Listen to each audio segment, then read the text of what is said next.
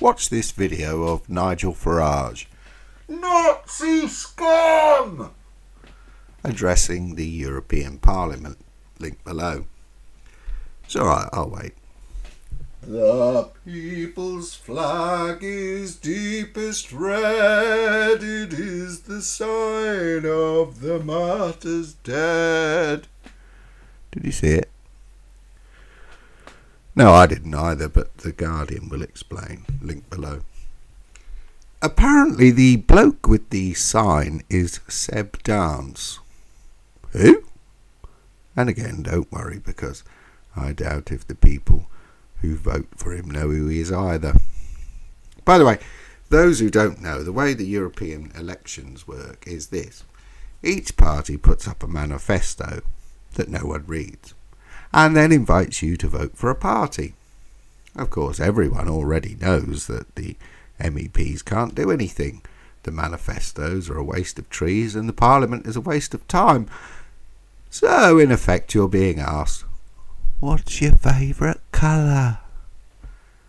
And having picked your favourite colour, the parties then assign you an MP from their list. In case you're still confused, here's a short video that describes the voting system. Link below. Thus you get people like Mr. Downs, who make all the right noises to get on the list, link below, and have about as much idea about Labour voters as your average progressive on Twitter. But of course, Mr. Dance is no fool. He knows that his days at the EU are numbered. At best, he might get one more election's worth of expenses before he has to go and do something useful.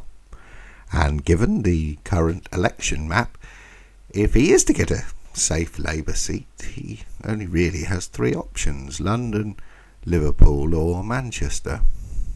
Now, obviously, if he has any sense, he will steer clear of Liverpool, not just because he doesn't want to get his hubcaps nicked, but because the city's politics are best described as, well, volatile. Manchester has possibilities for your aspiring green in Labour clothing politician. But the real prize is London, for the simple reason that it offers a ready pool of low information voters willing to vote green, Labour. And it has more opportunity for graft. So, up pops Mr. Dance on the Daily Politics, link below, to accuse London Labour MP Kate Hoey of treachery because the Labour Leave campaign gave UKIP £18,500 to cover expenses incurred for shared platforms during the Brexit/Lexit campaign. Now, I know, and you know, there is nothing in this story. Politically, it makes absolutely no sense. Labour are currently involved in 2 by-elections in strong Leave constituencies, with the bookies offering 6-4 for them to lose them both. Link below. Perhaps it is part of the focus plot to throw out Corbyn, bring back Blair, and turn the Labour Party into a Remain party. But regardless, Seb Dance is as bold as he is stupid, having already demanded the Labour Party expel its largest donor, John Mills, link below. At which point I should declare my interests, as I have always rather admired Kate Hoey, link below.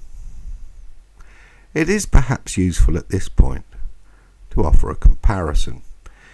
Here is Chris Bryant on why he can't vote for Article 50, link below. And here is Kate Hoey in an interview with The Guardian, link below.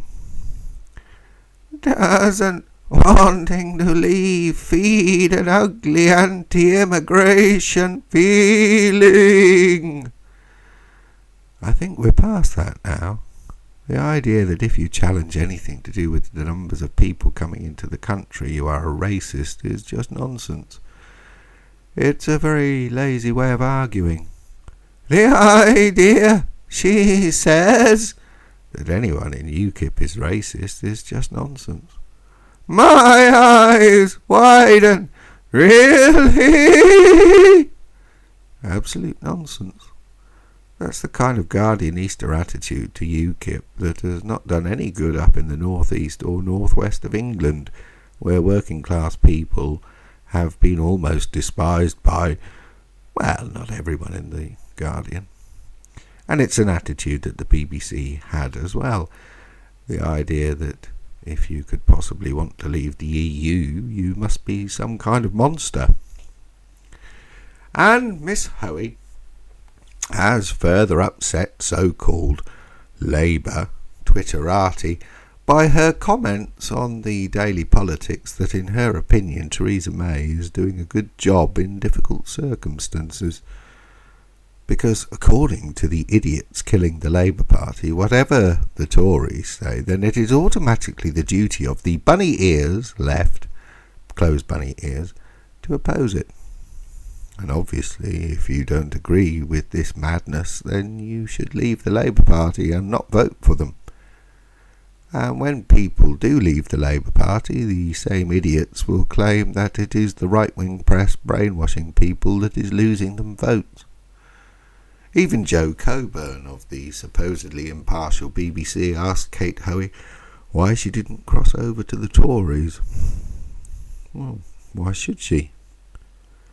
Kate Hoey represents a broad swathe of Labour voters who clearly don't want the idiot politics of the progressive Twitterati or the career politics of Seb Dance or indeed the BBC version of Labour politics, because let's be honest, New Labour was a hybrid creation of the BBC and the Kinnock 1987 market research. It stood for nothing, represented no one, and was wildly unpopular. Yes, it won elections, but only because of falling turnout.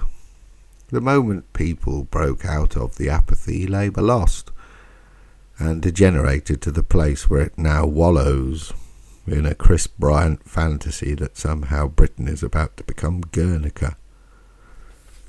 Labour needs MPs like Kate Hoey.